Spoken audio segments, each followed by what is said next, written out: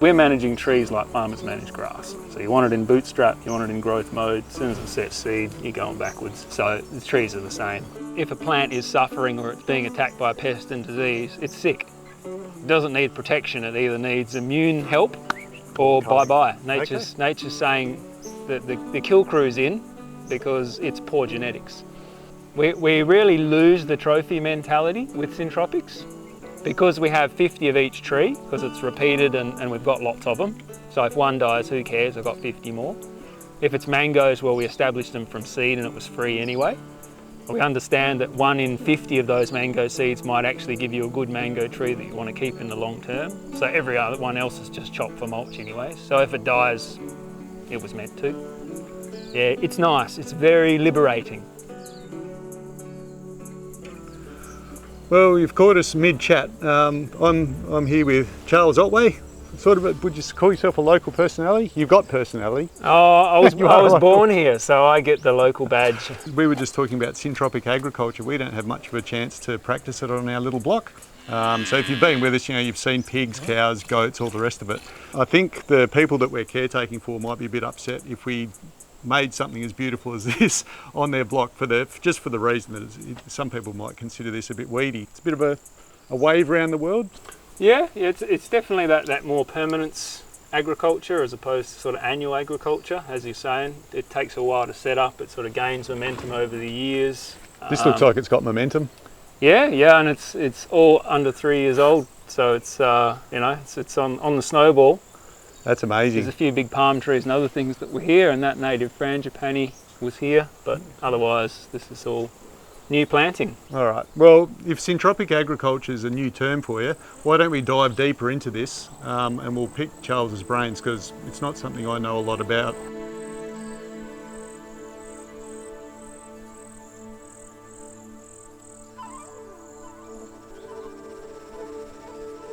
People that haven't heard of syntropics, how can they just quickly get their head around it? I guess if you think of syntropy as gaining fertility, gaining carbon every year, getting better, as opposed to entropy, which is losing carbon, tilling soil, going backwards each year. So if the environment's degrading each year, it's entropic. If the environment's building each year, it's syntropic.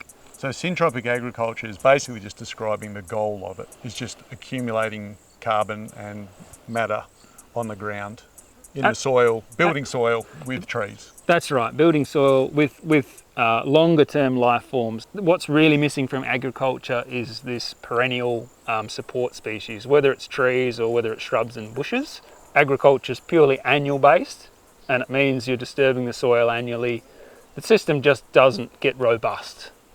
Whereas when you bring in trees and shrubs and things that live for 3 years and things that live for 10 years and things that live for 100 years and put them in the mix, it's just so much more resilient. You're using gum trees here, so people think that gum trees will outcompete everything around them and kill it off with allelopathy and stuff like that. Yep. What's this? This is Eucalyptus grandis. We pick grandis because they grow straight and tall and really fast. Where are they from? Eastern states. Okay. So if you think about grandis as the eastern state equivalent to our carry tree. So we could be using a carry tree, but carry trees are a bit slower and they have, I guess, local pest issues. Whereas an imported species has got a little bit of leeway in that regard. Okay, yep. So we want them to grow straight and tall. We want them to get up to say 4 metres, and then we want to do a cut on them, which we've done on this. So, and that bushy regrowth around the stem, the epicormic shoots around there is the regrowth that we want. Yep. That gives us all this area here as growing space.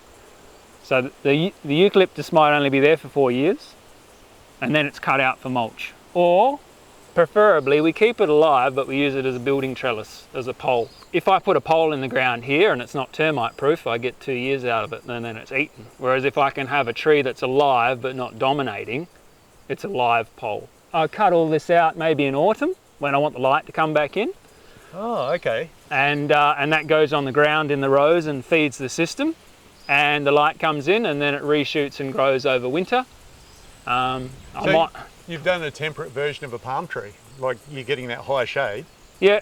So you've done all this. As it grows, you've just been... crown lifting, snipping. So this is not to get a good log, is it? This is just to have height for everything to grow underneath and get the high shade. That's right. I mean, there's a little bit of inconvenience in doing the first cut and getting up there, but if I was to cut it here, think of all that regrowth down here. Right. And then how am I going to grow an Elaeagnus, some stone pines, all these other things like all the other plants would be crowded by that eucalyptus. Most plants you see here are just for chopping and putting on the soil to feed the soil. That's a salvia, there's comfrey. This grass here is vetiver grass, which is more of a tropical, drier lands soil stabilisation grass. We are far south and we're also low in the landscape. So I'm at the bottom, like we've got 96 metres of elevation change. Oh, so this is a frost pool here? This is a frost pool area. The reason why we chose this area is it's near the houses, but it also has that dew condensation continually over summer, every night. Oh. I get like 0.3 mil of dew condensation happening. And so up on top of the hill it's high and dry. Down here we get sustenance throughout summer. We have the luxury of a spring on the hill. So we've got a spring with 30 metres elevation to us, which we put into tanks. So this gets reticked. Okay. I can retick whenever I want with sprinklers, but it runs off gravity. So fabulous wealth. It's a lucky farm. Good soil, good water, good solar access, but you still got to do the work. There's a lot of work in Syntropics. It's a young man's game is not quite right, but it's a balance. You need the wisdom of age, but not too old that you can't. Yeah, it's swing physical. a machete. Yeah, that's right. When you're chopping down the trees, there's a physicality to it. There's always the potential in a syntropic system to work it harder and get more. But if there's only one person doing it, you're limited by your time. I kind of see myself as 1K from Pemberton, and if there was any kind of disturbance event where people couldn't get food at the supermarket anymore, 50 people could come here and leverage the forest to get food and get an income. We kind of want this to get broader utilisation on more farms, and I guess people need some training opportunities. So the idea is people get together and they learn how to maintain and reset systems and steer the evolution of the agroforestry, and that'd be a working party. Yep. So you have sort of 5 people working away doing repetitive tasks. One of the beauties of Syntropics is because we're repeating patterns over a broader scale, you can train someone in how to manage the pattern. Yep. And then you can leave them alone for a week to repeat the management process, as opposed to everything being different every time. There's a delicacy, every system's unique and each year is different, but really the management practices are pretty similar. We're kind of cutting things before they go to flower and seed, returning them to the soil. And if we did what we meant to do at the start, which is plant a highly diverse species, the next plant will be coming through that's ready to. Yep. So we prune the one that's doing well but going into old age pensioner mode, return it to the soil, and then there's a tree ready to jump just underneath that canopy. Syntropy's a bit like that. Everything's there, everything's waiting for the right soil conditions, the right weather conditions, the right light opening. Your pruning helps steer that, but largely nature's deciding what's ready in what order, and I guess we talk about succession a lot. So it's not annual, it's not perennial, it's not forever, it's all of... Yes, it's a process. But and you're just a semi-planner. You're Yeah. like, this is what I'd like to happen, but you're really just adjusting course as you go. Yeah, the danger is if you're too prescriptive, you lose the opportunity of nature's ability to deal with everything. We're having crazy weather, whether it's global warming, whether it's global weirding, whatever you want, it's harder to have successful, safe agricultural ventures. Whereas Syntropics has got berries, it's got bananas, it's got maybe timber, it's got fruit trees, it's got, I've got lemon verbena in rows, I've got lemon myrtle in rows. The roots of the vetiver are an essential oil. So there's harvestability everywhere. Each year something's going to do well and something's going to do less well. So there's the diversity and the adaptability. What's your goal for when you're making pads? This is one that you know about, but it's not obvious. Yeah, it's definitely not obvious. So we've got cocksfoot on that side, and we've got Gatton grass there, or Mombasa grass, which are 2 grasses that are worth looking into. We are trying to grow grasses in between the tree rows to give us biomass and to cover the soil. So the discussion about paths is we need to have access, but we want to minimise exposed soil. Okay. Because exposed soil grows weeds, and although we're pretty liberal on our weeds, weeding is maintenance. Maintenance takes time. So can you just stomp this down periodically and then you're done? Yeah, Or- pretty much. Push through. If you had to get access to pick something or plant something, you might push the species out. I've got some things growing in the centre, so I wouldn't want to push too wide. Normally we wouldn't let our grass species go to seed, Right. because that's that whole going into old age pensioner reproductive mode. Yes. But I'm looking to harvest the seed from this cocksfoot because I'd like to use more of it. We've got grasses that like full sun and grasses that are quite happy growing in heavy shade. Cocksfoot's one that grows under trees, grows in heavy shade. So I'm establishing a perennial grass that is going to get shaded by a successful system. So I'm establishing it now, even though it's not a big perfect clump now, Yes. and I'm gathering seed, it will soon be this big belt of grass that I just cut and lay down on the ground or put in my tree rows to mulch. All right. In time, that like the shade comes in and the grass is less productive, and maybe you prune the trees and grow veggies in between because you don't need grass in here anymore. There are opportunities. So we're interested in veggies, but we only want to use the veggies when the system can support them. Yep. It's not like a market garden where we're bringing in 3 tonnes of compost to grow 1 tonne of vegetables for people. Yes. Yeah. We want to try and avoid that. Not that that's not healthy and better than most ag, but like it's not necessarily ethical or sustainable either. Yeah. You're moving nutrients around instead of letting them sort of accumulate, because you're just capturing solar energy, aren't you? And then it just, whatever's here is the energy that the sun's put in here, and then future plants are just really using solar energy from the past. Absolutely. That's it. You're onto it. And Syntropics tries to help people understand that they really don't utilise sunshine well. You know, when we just do an annual crop and it's at one level on the ground, we're only interacting the sun at one level. When we've got syntropy happening with all the different tree species and canopies, they talk a lot about strata, which is light requirements of plants. Yep. And kind of to do a bit with height they're growing at, but really it's more about light. So if you grow something on the ground, something mid-level, like mid-light, low light, something high light and something emergent, like a palm or a gum tree that goes through the top, you're actually getting 200% growth potential. Gotcha. Instead of, at best case, 100% with a crop of wheat. So pathways, we've got to have them. In a garden, we want to have access, and when we're showing people around, it's nice for my family to know where the paths are and where the veggies are. So I try and have paths that are a little bit more obvious. You saw me throwing shade cloth or bird netting, just rolled up down in the pathways. And then when I want to net my berry rows, the netting's here. There's no runner grass because it's all grown out by other grasses. Ah, nice. And the rats don't make nests in it in the shed because it's on the ground flat and wet. One of the things with Syntropics is it is in straight lines. I taught permaculture for 10 years, so I'm well aware of organic lines and waviness and all these kinds of things, and making edge effect, all the things that are taught in permaculture. But food forests are very appealing. They're sort of a trendy thing where you do all this stuff. You have gilded plants, you've got fruit trees and bushes and veggies around them. And there's nothing wrong with food forests. For me, there's nothing wrong with them, period, but the way you see them done, it's normally quite ad hoc. So once you get beyond an urban backyard, it's too hard to manage that. Maintenance efficiency is crazy. Everything's different. You can't instruct anyone because everything is unique everywhere. Whereas Syntropic is in lines, maintenance is literally 90% of what you see is cut out in a pruning event, which we also call a growth pulse. We cut everything out, and then on the regrowth cycle, everything's energized. So if I'm going to add veggies or new plants to a system, I don't make them compete with a mature system. I reset the system. Doesn't mean chop all the trees down, but it means give everything a good prune and give it a growth pulse, and then I introduce my newcomers, and they ride that fertility wave. So one of the things with pruning, we do have what we call like a biomass row and a tree row. And we do try and keep them a bit separate because we want to cut that biomass every 3 months really rudely with a big sickle.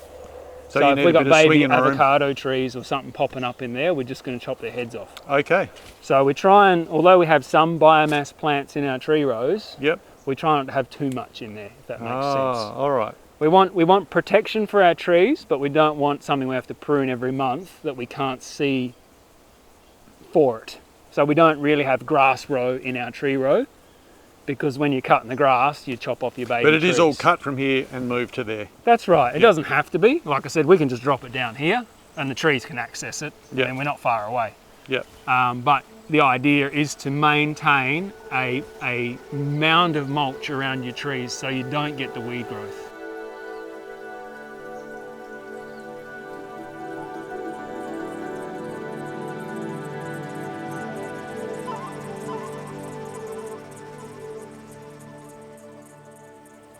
So I wanted to have a look at this because this might be a bit more familiar to people in terms of like farm regeneration. Yeah. This sort of doesn't look quite as, like we've gone crazy first and now we're sort of just dialing it back a little bit. Well, you don't start with a jungle, as I said. Most people start with a paddock. Okay. A bit of land that's either crap or it's just exposed or it's near the house, and they want to start establishing. Maybe they want, this is meant to be a market garden in the future. There's no reason it won't be. It's on really good soil. It's got good proximity to the house. These rows are running north-south. So we're maximising sunlight, standard kind of farming practice. These are blue gums. And people look at this and they go, my God, blue gums. Could there be anything worse for garden agriculture than blue gums? And look, I don't know anyone doing blue gum syntropics yet, so the jury's out a little. I'm experimenting here to see if the alleopathy and the negative sort of aspects that come with blue gum plantations will have an effect on the system. I don't think they will, because we're using the blue gums in their young growing stage, not their mature hardwood stage. Are you going to do the same thing as the grandis, get them to 4 metres and then lollipop them? Correct, yeah. So these will, how soon will you start like knocking off these laterals? Yes, it's a good question. So I've got a fig under here.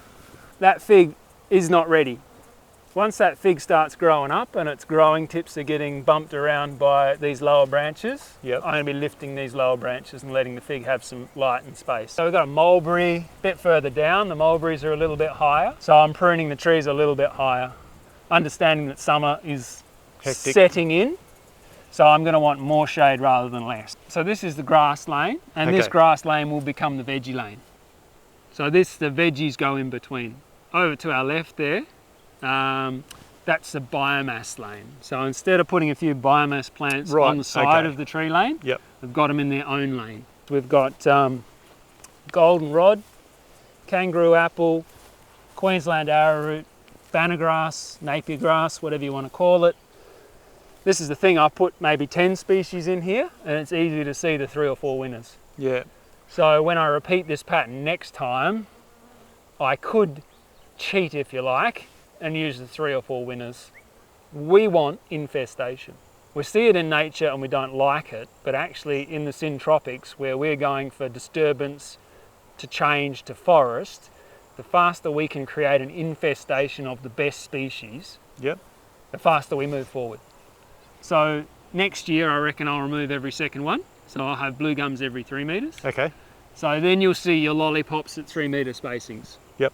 But it's a good amount of trees growing in between. There's Acacia saligna, there's Cape Lewin wattle, there's elderflower, kangaroo apple, seedlings of peach and apricots and other things popping up, mulberries. So there's a fair bit in there. Yep. But they're all young or established as seed.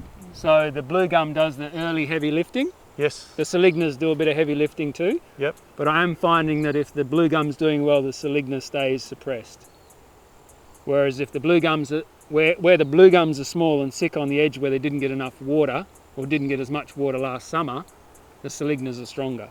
I never thought, I've been an organic grower and a permaculturalist and all the rest of it. I never thought I'd be growing blue gums and propagating grass. Yep. So I divide grass, one clump of grass, into 40 clumps of grass, because that's the fastest way to photosynthesize.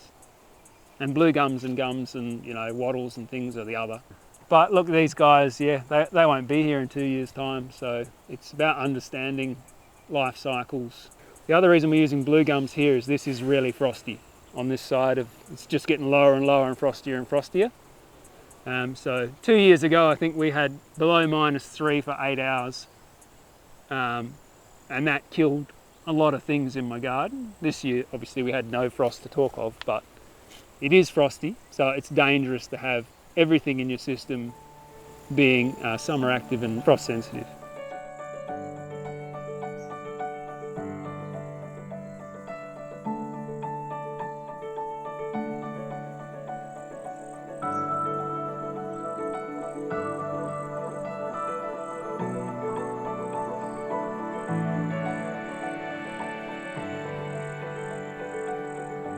So this is a midway between the two. We've been in the jungle. Yep. We've seen just the farm experiment with the blue gum. Yeah, so I guess if you wanted to have some grazing in between on your grass lanes, so I've got Muscovy ducks, and I kind of fancied that the ducks would be the grass graziers. Ducks being better for a mulch line around your trees. Actually, chickens are an obvious option, but they scratch crap out of everything. Yeah. The goal of this particular planting was to utilise a pretty poor bit of land. Yeah, so gravelly, not much good for agriculture, didn't grow grass particularly well, heavy shade from marries. Yep. So not much winter sun. So the idea was to have probably a deciduous orchard on a sort of syntropic agroforestry type journey. I hope to have some evergreens and some deciduous. So we've got macadamias in one row and then avocados in the next row. So they're like an evergreen longer term option. I've got apricots. I'd like to have quite a few apricots in here. It's meant to be a food production tree system. Are these getting close to like time for you to top them? The bigger gums? Oh, they've got a bit to go. I think it's that one over there is a little bit taller. What I put it at is I lean the ladder on it. Yeah, and if it falls over, like I fall off the ladder trying to give enough strength to hold me up, it's too early. All right. That's my gauge. That's very practical. Yeah, that's right. The system you set up, the output of it, the maintenance of it, how fast it grows is so dependent on what your limitations are. I guess more so than what you aim to achieve, because aspirations are great, but Yep. you know, where there's practical limitations of time or water or stock. You know, if you have to buy a plant and plant every 10 centimetres, it's a very expensive process. So we need to establish nurseries and get a bit skilled in propagation, so we're growing a couple of hundred plants each year. If you follow the Syntropic rulebook, you won't fail, but it's hard to follow it because it says establish everything as a seed. Yeah. Get thousands and thousands of seeds and put them in this mulch row and let them grow through as nature intended, and manage the seed bank regrowth, which is good in theory, but it's kind of hard to get a lot of seeds. Yep. And it's a longer wait, and we're impatient. Do what you can with what you have where you are, sort of deal. Yeah. But if you followed their rules, you wouldn't fail. It's just how long it takes. So if you follow their rules and put the seed bank down and you irrigate, well, it selects for irrigation-based system. Yeah. If you don't irrigate, well, it selects the seeds that are more dry lands appropriate. Okay. So you know what I mean? If you do it from seed and you follow the rules, there's no chance of failure. It's just hard to know exactly what will manifest. Yeah, right. Whereas if you cheat and cheapen it and buy your tube stock and get your mandarin, you create a system with dependence. As soon as you create a system with dependence, then as that you have a dry year and there's no irrigation water, the system's dependent on it, you fail. It won't be for everyone. No. If someone wants to dip their toe in, I mean, you give talks, you help people out and stuff, but if people are dipping their toe in forums, like Yeah, there's a couple of Syntropic agroforestry things on Facebook, but a lot of the stuff online is based on tropics, subtropics. Okay. So we need to look for Mediterranean and temperate design systems. So that's why forums might be better for like people in our situation, because it's people actually trying it out. Yeah, that's right. Talking amongst each other. Yeah, there isn't a lot. Like, you know, early adoption would be a generous term for Syntropics. There's half a dozen of us actually doing it, and the ones that are doing it have been doing it for 3 years at most. So, you know, it couldn't be any younger as a form of experimental agriculture. It's a good point though that everything that we saw is, the main body of it is about 3 years though. Like, that's an incredible garden. Yeah. This is looking good. This is like for a tree planting that, you know, you're hoping is looking after itself. This looks really great. My goats would love this. Yeah. They would love this area, like just to be left in here for a few hours. Yep. Do you know of anyone that's trying to combine animals with syntropic agriculture as well? Because that's like, if you look at how nature evolves, animals are definitely involved, you know, it's not just plants. Well, I think Mediterranean syntropics needs animal agriculture to manage the grasslands and to keep them healthy. Yep. As we move into the subtropics, things get closer and denser and the need for animals is less. Yeah. But as we move into more brittle landscapes, the need for animals and very careful grazing and mobile management is much higher. Thank you to Charles and his wife Jolene for being so generous with their time and allowing us to share their journey in this video with you.